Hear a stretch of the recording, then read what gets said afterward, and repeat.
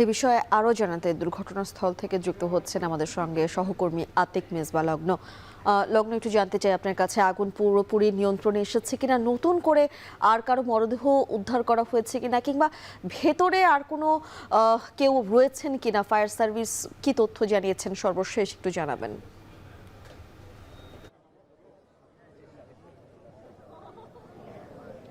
আমি প্রথমে একটি বিষয় স্পষ্ট করতে চাই, সেটি হচ্ছে এখানে কিন্তু আগুন কিন্তু দুটি জায়গায় লেগেছে, অর্থাৎ একটি ওয়াশিং কারখানা যেখানে আসলে পোশাক শ্রমিকরা কাজ করতেন এবং একই সাথে পাশে একটি কেমিক্যাল গোডাউন ছিল সেখানে।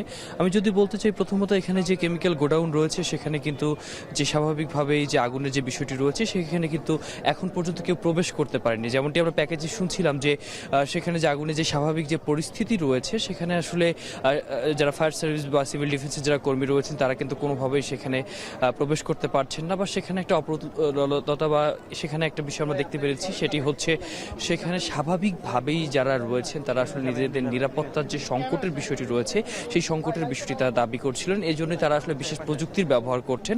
এই জন্য পোশাক যে কারখানা রয়েছে সেখানে স্বাভাবিকভাবে যদি আমরা দেখি সেখানে খুবই স্বাভাবিকভাবে যদিও বা আগুন নিভে গেছে, কিন্তু যে কেমিক্যাল যে গোডাউনটা রয়েছে সেখানে কিন্তু এখন পর্যন্ত কেউ প্রবেশ করতে পারছেন না। তো সেই প্রবেশ করতে না পারার যে কারণটা রয়েছে এবং এজন্যই হচ্ছে সেখানে আসলে হতাহত কী পরিমাণ হয়েছে, কী পরিমাণ ক্ষতি হয়েছে সেই বিষয়টি কিন্তু এখন পর্যন্ত নিশ্চিত করা যায়নি। সেখানে প্রযুক্তির মাধ্যমে প্রবেশ করা হবে, নিরাপত্তাকে নিশ্চিত করা হবে, তারপরেই কিন্তু যে ক্ষয়ক্ষতির পরিমাণ রয়েছে সেই বিষয়টি নিশ্চিত করা যাবে। আরেকটি বিষয় বলতে চাই, যেহেতু আগুন ধরার প্রায় হচ্ছে এখন থেকে অগ্নিকাণ্ডের প্রায় 12 ঘন্টা কেটে গেছে, এই 12 ঘন্টা পরে এখনও আমরা দেখছি যে কেমিক্যালের যে গোডাউন রয়েছে বা যেখানে কেমিক্যাল কারখানা ছিল সেখানে কিন্তু এখন পর্যন্ত যে ধোয়ার যে বিষয়টি রয়েছে সেটি কিন্তু এখন পর্যন্ত অব্যাহত আছে। আর এখনও ধোয়ার ফুলকি ঝরছে, সেজন্য আমরা দেখছি যে সেখানে একটা আলাদা একটা উৎকণ্ঠার একটা বিষয় রয়েছে।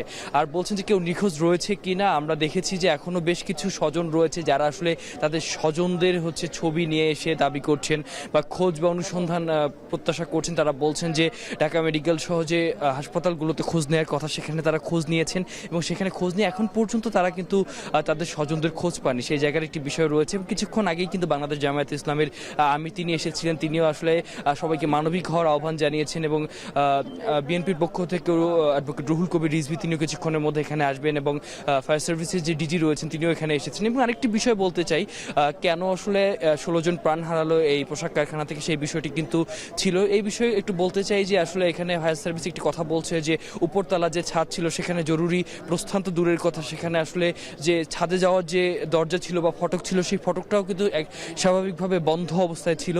তো যার জন্য আসলে এখানে একটা বাতাসের রোধের একটা অভিযোগ একটা ফায়ার সার্ভিসের পক্ষ থেকে এসেছে। কিন্তু যেহেতু এই আলামতগুলো আসলে স্থায়ীভাবে আসলে পর্যালোচনা করা হয়নি, নিরীক্ষণ করা হয়নি, নিরীক্ষণ না করার কারণেই কিন্তু মূলত এখানে তারা নিশ্চিত হয়ে বলতে পারছে না আদতে আসলে কোন সমস্যার জন্য আসলে তাদের নিরাপত্তা ঝুঁকিটা হয়েছিল। এর পাশাপাশি ঢাকার জেলা প্রশাসক এখানে এসেছিলেন, তার সাথে আমরা কথা বলেছি, তিনি বলেছেন যে রাজুকের সাথে কথা বলবেন, আদৌ এখানে কেমিক্যাল সংক্রান্ত কোনো স্থাপনা এখানে আদৌ কোনোভাবে আসলে দাবি রাখা উচিত কিনা বা এখানে আসলে কেমিক্যাল সংক্রান্ত কোনো ব্যবসা বা ব্যবস্থাপনা থাকা উচিত কিনা অবকাঠামোগত দিক থেকে সেই বিষয়টিও তিনি বলেছেন এবং সেই জায়গা থেকে আসলে তারাও আসলে বিচারের বিষয়টি নিশ্চিত করার জন্য বলেছেন। তবে সার্বিকভাবে এখন পর্যন্ত কেমিক্যালের যে কারখানা রয়েছে সেখানে আসলে কোনো কিছু কেউ প্রবেশ করতে পারেনি। প্রবেশ করলে উদ্ধার কার্যক্রম শুরু হলে তবেই আমরা বুঝতে পারবো যে আপাতভাবে এখানে কতটুকু ক্ষয়ক্ষতি হয়েছে। তো এই ছিল আমার এখান থেকে সর্বশেষ।